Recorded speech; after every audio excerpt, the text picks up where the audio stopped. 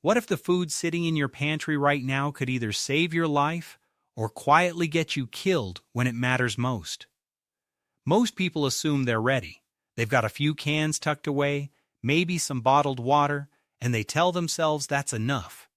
But there's a critical difference between having canned food and having the right canned food arranged in a way that actually sustains you. Random stockpiling isn't a plan. It's just delayed panic. And when a real emergency unfolds, the difference between survival and suffering comes down to one thing: strategy.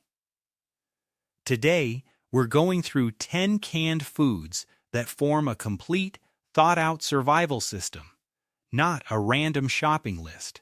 A system where each item connects to the next, fills a gap the previous one left open, and works together to keep your body and your mind running when everything around you is falling apart. Stay with this until the end, because the last two items are the ones almost everyone leaves off their list, and leaving them off quietly breaks the entire setup they've worked so hard to build. Let's start at the foundation. The first food in this system is canned beans. Every serious survival setup starts here, and that's not a coincidence. When an emergency hits, your body's first demand isn't comfort or flavor, it's energy. Raw, sustained, immediate fuel. And beans deliver exactly that better than almost anything else you can pull off a shelf. They're calorie-dense. They're packed with plant-based protein. They have a shelf life measured in years, not months. You don't need skills to use them. You don't need power to prepare them. You open the can and you've got something that genuinely keeps your body functioning when functioning is all that matters. But here's what most people still get wrong about beans, and it's a mistake that undermines their entire setup before it even gets started. The mistake is underestimating them. Beans don't look impressive. They don't feel like a strategy. They feel ordinary. But that ordinariness is exactly what makes them dangerous to overlook. In a real high-stress situation, the foods that are boring are the ones doing the actual work. Beans release energy steadily and slowly, which is exactly what your brain needs when cortisol is high and decisions are critical.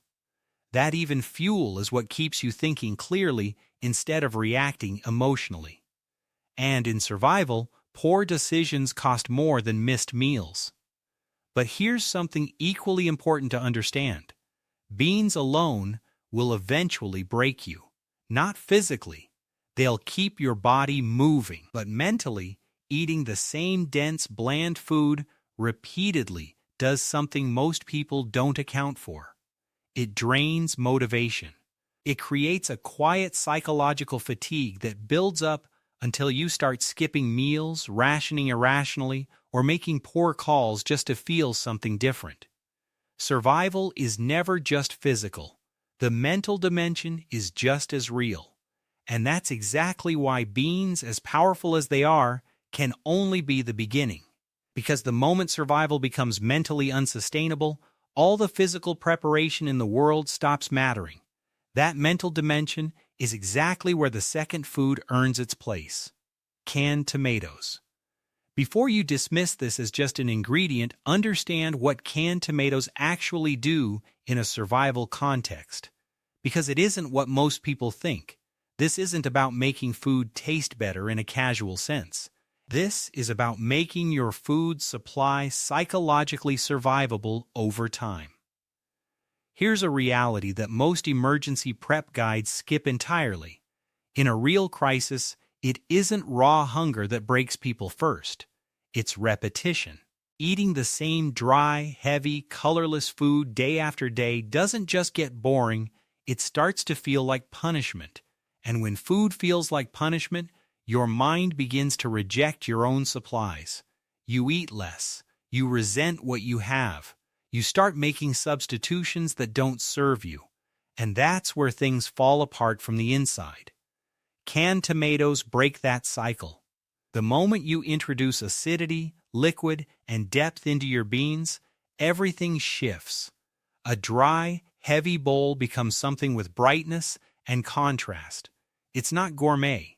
It doesn't need to be. It just needs to feel different enough that your brain categorizes it as a meal rather than a chore. And that one shift, that small upgrade in experience, is what keeps you consistent. Consistent eating means consistent energy. Consistent energy means consistent decision-making. And consistent decision-making in an emergency is quite literally the difference between getting out and not getting out. But canned tomatoes, as good as they are at stabilizing morale, don't carry the system on their own. They enhance and transform, but they don't complete. They fix the experience problem. Now the system needs to address the strength problem, and for that, the third food steps in. Canned tuna. This is where the setup stops feeling like a collection of ingredients and starts feeling like an actual plan. Because tuna doesn't just add protein to your storage, it integrates. It connects directly with everything already in place. Beans give you energy, tomatoes give you flavor and morale, and tuna gives you the kind of clean, dense protein that keeps your muscles from breaking down under sustained stress. In a real emergency, your body is under physical and psychological load simultaneously. That kind of compound stress chews through protein reserves quickly. And when your body starts pulling from muscle to compensate, your strength drops, your stamina falls, and your ability to handle physical demands, moving, carrying, securing, building, goes with it. Tuna keeps that from happening. It plugs the protein gap in a way that plant-based foods simply can't fully replicate on their own. But there's a catch, and it's one worth knowing. Tuna is powerful, but it's lean. Too lean to carry the system forward on its own. Rely on it exclusively and you'll start feeling a creeping fatigue that protein alone can't fix, because what your body is actually asking for is something tuna doesn't have enough of. What it's missing is fat. Real, dense, calorie-rich fat. And that's exactly what the fourth food delivers. Canned sardines. This is the entry in the list that most people skip over in stores.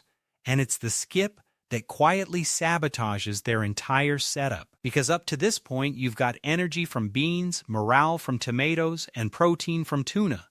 What you don't have is stable long-term fuel at the cellular level. Fat, and without it your system runs like a car on fumes, moving, but barely. Sardines fix that. They're naturally rich in healthy fats, including omega-3 fatty acids, which don't just provide energy, they actively support cognitive function. And in a survival scenario, your ability to think clearly isn't a luxury, it's the most critical asset you have. When you bring sardines into the system, something changes. That low, dragging, running on empty feeling starts to ease. The fatigue that comes from high stress and inadequate fat intake begins to lift. Your brain sharpens. Your decisions slow down in the best way, more deliberate, more considered, less reactive. That's the real value of sardines in a survival setup. They don't just feed your body, they protect your judgment. But sardines solve one problem and immediately expose the next, because dense and rich as they are, they don't give you the one thing your gut keeps asking for when stress is at its highest: volume. Volume is psychological as much as it is physical. When you've been under pressure for hours and you sit down to eat, your body doesn't just want calories. It wants the sensation of fullness. It wants to feel like you actually ate. And without that, even a nutritionally complete meal leaves you feeling deprived. That's exactly what the fifth food addresses. Canned corn. Corn is the multiplier. It doesn't replace anything in the system, it extends everything around it. Mix it into beans and your calorie count and volume both increase without significant additional cost. Pair it with tuna, and what was a lean protein becomes a genuinely satisfying meal. Add it to tomatoes and soups, and you've added texture, body, and the feeling of substance that your mind craves when stress is high. Here's the thing most people don't realize about survival food management: the ability to stretch your supplies without sacrificing satisfaction is one of the most underrated skills in emergency preparedness. Corn gives you that. It buys you more meals from the same number of cans. It reduces the psychological drain of eating the same small portions repeatedly. It makes your system feel abundant even when it isn't. But corn is primarily carbohydrates, and while carbs are essential, a system that leans too heavily on them will eventually crash. So once you've built volume, the next step is building stability. That stability comes from the sixth food: canned peas. Most people walk past peas on the shelf without thinking twice. That's a significant mistake, because peas are one of the quietest and most powerful support items in the entire system. They bring plant-based protein, fiber, and essential micronutrients into a setup that desperately needs all three: vitamins A, C, and K. B vitamins. Iron. These aren't extras, they're the nutrients your body burns through rapidly under stress, and the nutrients whose absence you feel first when things go wrong. What does micronutrient deficiency look like in an emergency? It looks like unexplained fatigue, irritability that seems disproportionate to the situation, difficulty concentrating even when you've eaten, a sense of physical drag that protein and calories can't fix. That's what happens when your body is running without the right supporting inputs. Peas quietly prevent all of that.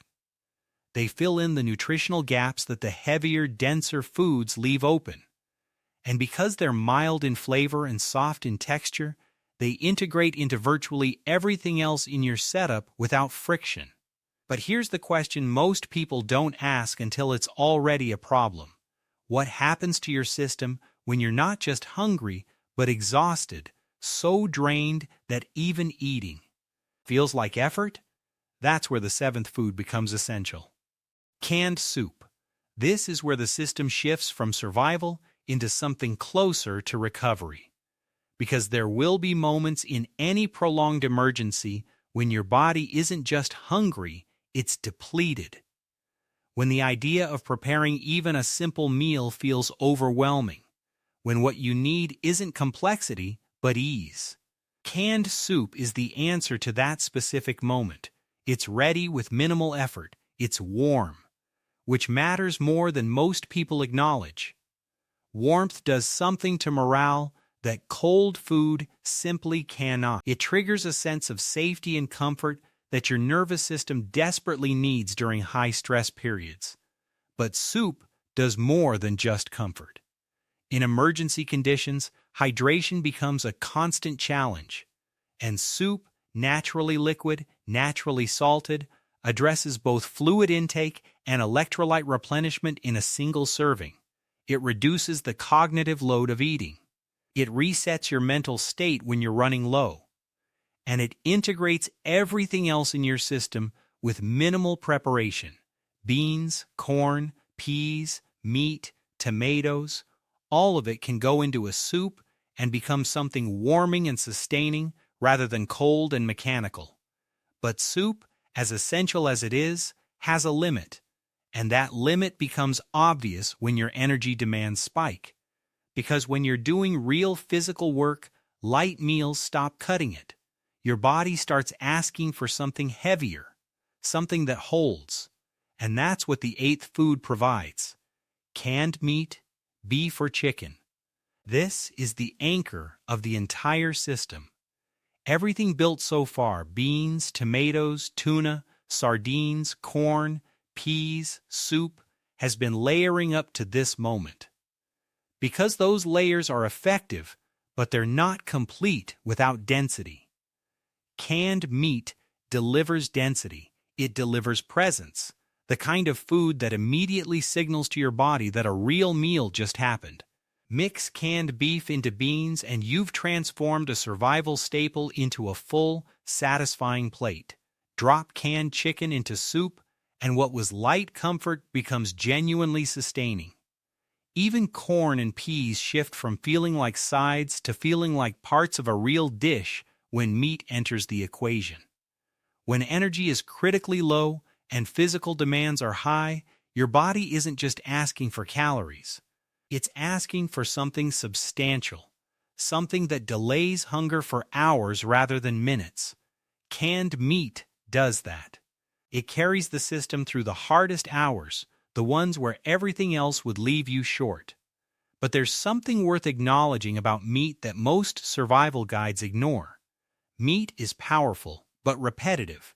Eaten the same way too many times in a row, even the most satisfying food starts to feel flat. Your appetite adjusts, your enthusiasm fades, and in survival conditions, that emotional rejection of food is genuinely dangerous, so the system can't end here. Because power without contrast eventually becomes its own problem. The contrast comes from the ninth food, and it's the one most people remove from their list because it feels like a luxury. Canned fruit. This is the single most overlooked item in emergency food planning, and its absence doesn't reveal itself immediately. On day 1, you won't notice it's missing. By day 3 or 4, you'll start feeling something you can't quite name. A quiet restlessness at meals. A growing indifference toward eating. A subtle but persistent sense that something is wrong, even when your stomach is technically full. That's what happens when a survival diet is nutritionally adequate but psychologically monotonous. Your body gets enough. Your mind starts to check out. Canned fruit breaks that pattern in a way nothing else on this list can. After days of dense, salty, heavy food, the natural sweetness of peaches or pears or mixed fruit is more than just pleasant, it's restorative. It activates taste receptors that have been dormant. It resets your relationship with eating. Natural sugars provide a quick energy lift at moments when everything else feels sluggish. The juice adds hydration.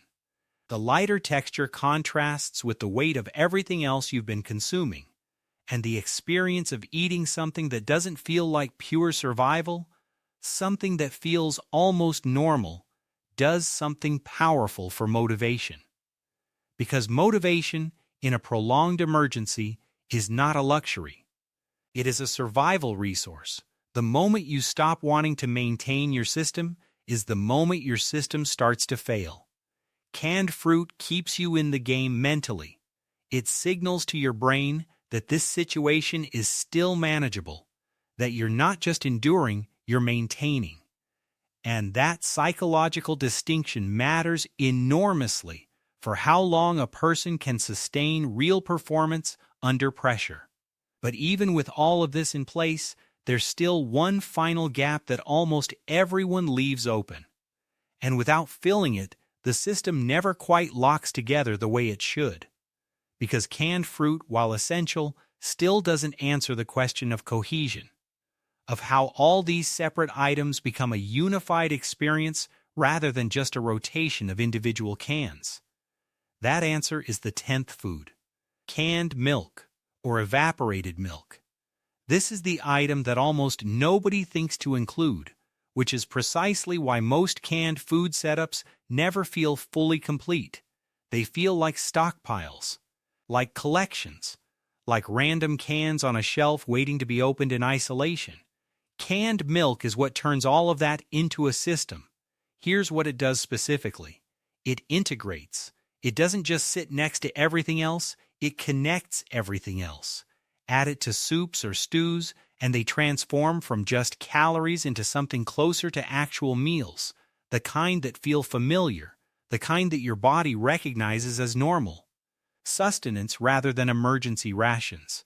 Mix it with grains, oats, or corn-based preparations, and you've crossed the line from surviving into something that genuinely resembles routine. With fruit, canned milk bridges the gap between raw survival nutrition and something psychologically comforting.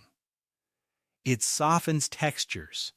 It adds richness to dishes that would otherwise feel stark. It reduces the sensory friction of eating when nothing about the situation feels comfortable. And in a state of exhaustion and stress, that reduction in friction is more valuable than most people ever realize, because anything that makes it easier to actually consume. Your food is something that directly improves your survival odds. But the deeper value of canned milk is structural. It provides cohesion to the entire system. Think about what you've actually built across these 10 foods. Beans for sustained energy and long-term fuel. Tomatoes for flavor, morale, and the psychological survivability of the diet. Tuna for clean, high-quality protein that keeps your strength steady.